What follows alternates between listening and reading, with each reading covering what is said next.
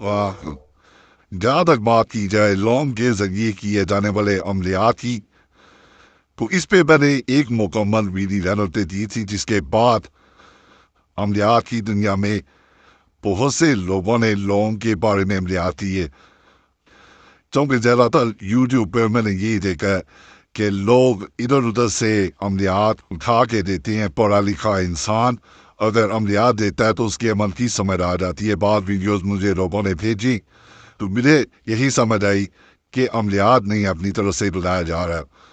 لونگ کے عملیات جو ہوتے ہیں یہ خوشبو کے ذریعے کام کرتے ہیں۔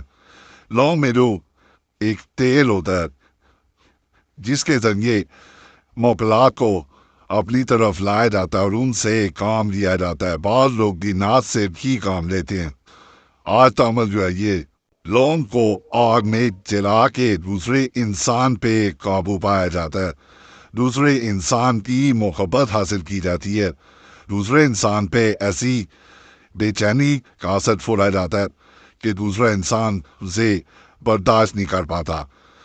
لونگ کے ذریعے بعض ایسے بھی عملیات ہیں جو ازواجی زندگی کو اس طرح بہتر کرتے ہیں کہ انسان نے سوچا نہ عام طور پہ لونگ جو وہ گرم مسالے نے گھر میں جب کھانا پکایا جاتا ہے اس نے سواد لیا جاتا ہے، لیکن لوگوں کو یہ علم نہیں ہوتا کہ اس کے ذریعے اگر عمل کیا جائے تو یہ عمل اپنے اندر ایک بڑی خاص طاقت رکھتا ہے، جو طاقت ختم نہیں ہوتی۔ یہ بڑی ایک ہوتا ہے کہ عملیات کا اثر ایک ہفتے میں ختم ہو جانا، 10 دن میں ختم ہو جانا، اس کا اثر ختم نہیں ہوتا۔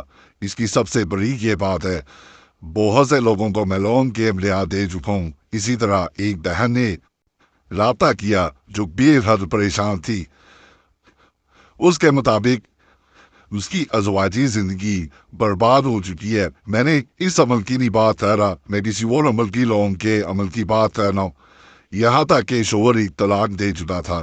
جب طلاق تک بات چلی جائے تو آپ خود سمجھ سکتے ہیں کہ عمل جو ہے وہاں پہ کون سا اثر پڑے گا۔ وقت کم ہوتا ہے اور زندگی برباد ہونے کے بالکل دہانے پہ ہوتی ہے۔ جب عمل دیا گیا لونگ والا، وہی شخص جو طلاق دینے کا مکمل ارادہ کر چکا تھا اور تمام لوگ اسے سمجھا چکے تھے کہ وہ ایسا نہ کرے، وہ خود لوٹ گیا۔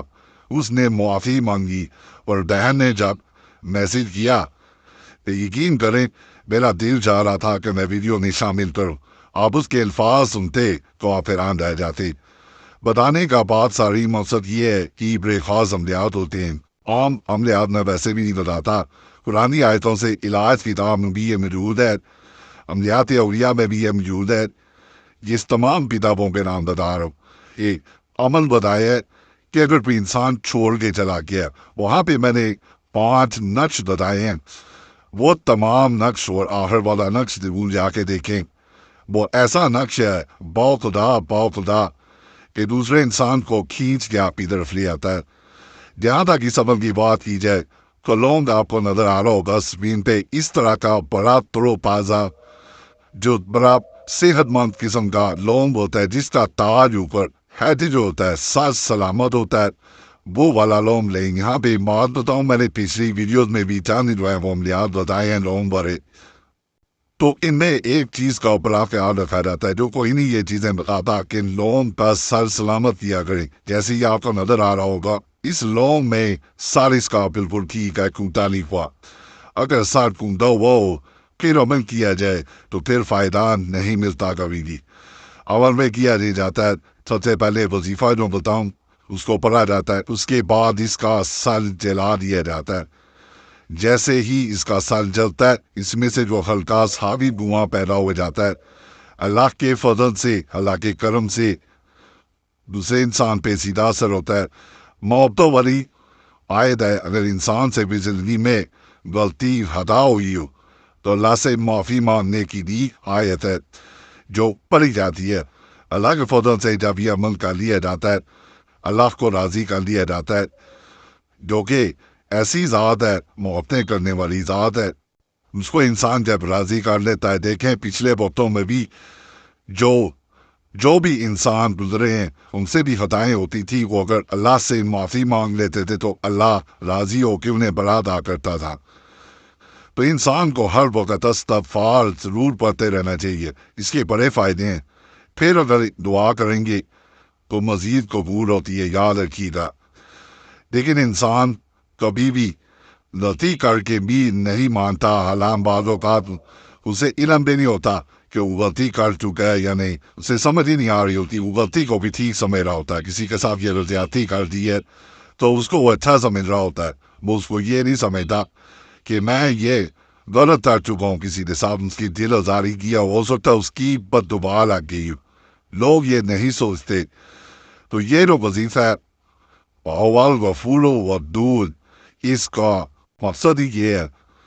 اس کو پڑھا جاتا ہے، کس طرح پڑھا جاتا ہے؟ سب سے پہلے 11 دفعہ درود پاک پڑھیں، اس کے بعد آپ نے اللہ الصمد اس کو صرف 33 دفعہ کرنا ہے، تنہائی والی جگہ پہ بیٹھتے کرنا ہے۔ اب آپ نے یہ آیت مبارکہ جو ہے اس کو 110 دفعہ پڑھیں، پڑھ کے اپنے جسم پہ پھونک مارے، ایک پھونک اسی لون پہ مار دینی ہے جو ہم نے جس کا سر دلانا ہے، اور جب پھونک ماری جاتی ہے اس وقت آخری بار اسے انسان کا نام لینا ہے جس کا چاہے کہ وہ لوٹ کے آئے، محبت کرے۔ اب 11 دفعہ دوبارہ جو ہے آپ نے دل پاک کرنا ہے اور عمل کرتے جانا ہے، اور عمل کرنے کے دوران یعنی جلانا ہے، اس کو جلانے کے دوران دوسرے انسان کو یاد کرتے جانا ہے، اس کا تصور لاتے جانا ہے۔ اس وقت کہتے ہیں کہ جو انسان گزرا ہوتا ہے نا وہ ہو کے رہتا ہے۔ بابی چینل سبسکرائب کریں، ویڈیو لائک کریں، گھنٹی کے نشان پہ ضرور دبائیں جائیں، اور اپنے نام جمعراتی دعا میں شامل کرانے کے لیے کمنٹس میں ضرور سوال کریں تاکہ آنے والی جمعرات تو آپ کا نام خاص دعا میں شامل کریے۔ اور اللہ سب پہ فضل فرمائے، سب پہ رحم فرمائے، سب کی نیک ہدایت بھی فرمائے، آمین یا رب العالمین۔ صلی اللہ تعالی علیہ وسلم۔